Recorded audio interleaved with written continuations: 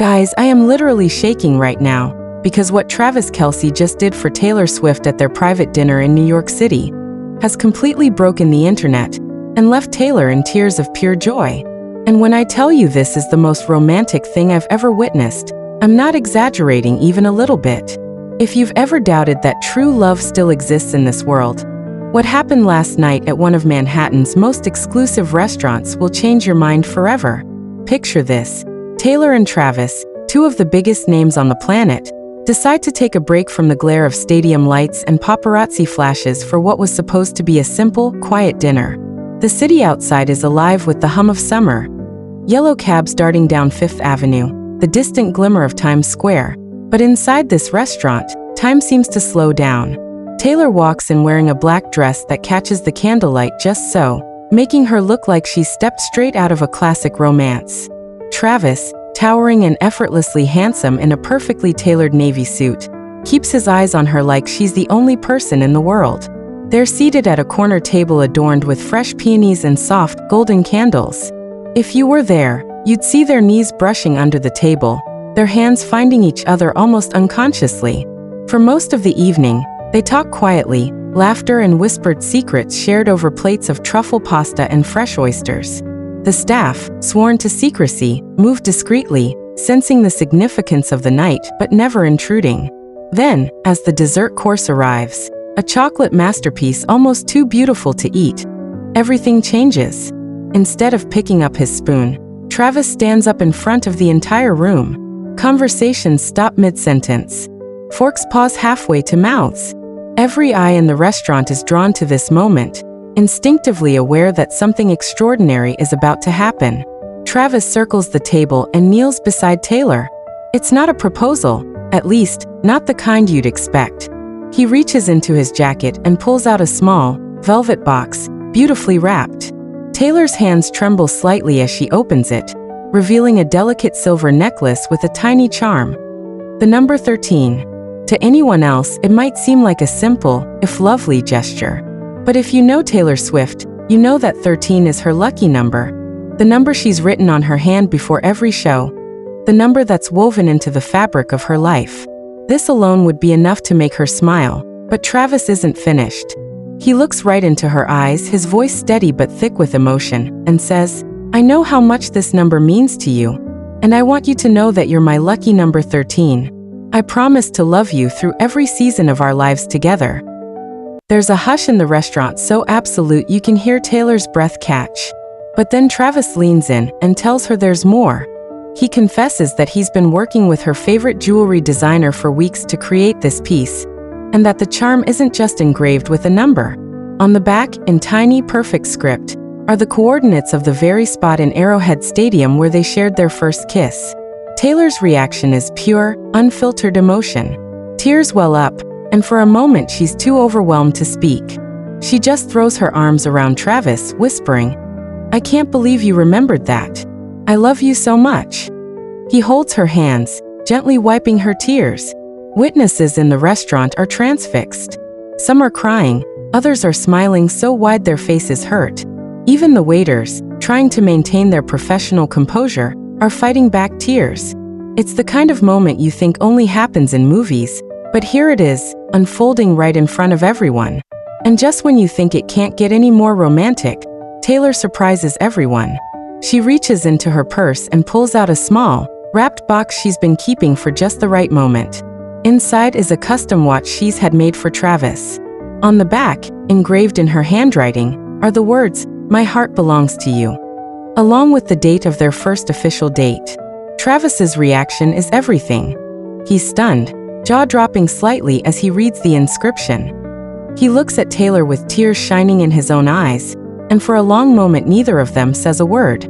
They don't need to. The gifts, the looks, the quiet tears say everything. For the next hour, the couple sits in their own world. They talk quietly, sometimes laughing, sometimes just holding hands in silence. Taylor keeps touching her new necklace, absent-mindedly running her fingers over the charm. Travis checks his watch, a private smile on his face every time he does.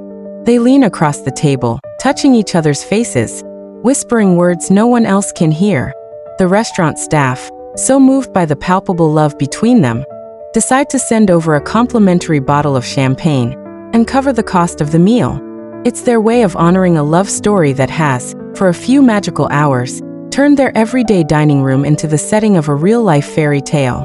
When Taylor and Travis finally leave, arm in arm, they're radiant. Onlookers say they've never seen two people look so happy, so utterly in sync. Taylor is still wearing the necklace, her fingers never straying far from the charm.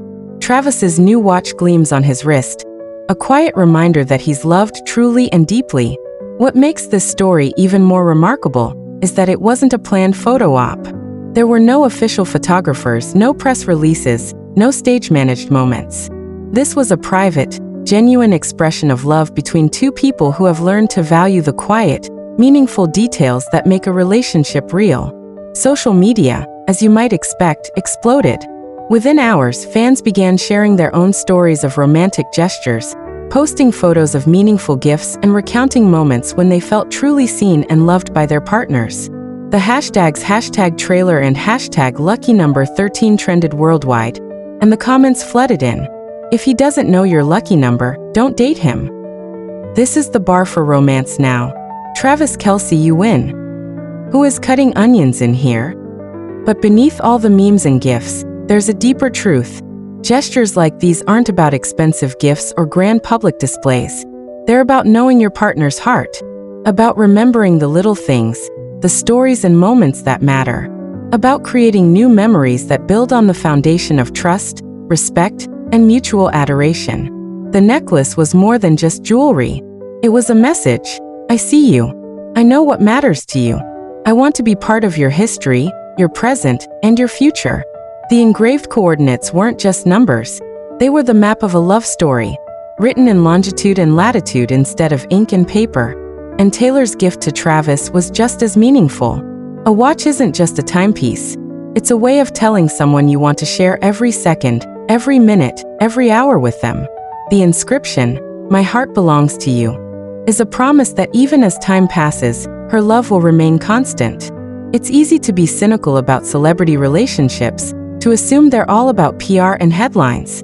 But every so often, a story like this comes along and reminds us that love is real, even when the world is watching, that the biggest stars can have the truest hearts, that quiet moments matter more than stadium cheers. Since that night, insiders close to Taylor and Travis say they've been inseparable. Taylor's been spending more time in Florida as Travis gears up for the next Chiefs season, each supporting the other's career while building a life together. Friends describe them as each other's greatest cheerleaders, always pushing one another to be better, kinder, happier. And maybe that's the real secret here. It's not the necklace or the watch or the candlelight dinner. It's the willingness to know and be known, to give and receive love openly, to be vulnerable and honest. It's the courage to say, "You're my lucky number," and mean it. So whether you're a hopeless romantic or a skeptic, whether you believe in fairy tales or think love is just a chemical reaction, there's something undeniably powerful about what happened that night in New York City. It's a reminder that, even in a world full of noise and distraction, two people can still find each other. And when they do, the whole world stops to watch. So next time you think romance is dead, remember Taylor and Travis. Two people who turned an ordinary dinner into a story that will be told for years to come. A story that proves love, in all its messy, beautiful, unpredictable glory, is still alive and well. And if you're lucky, maybe you'll find someone who knows your lucky number too.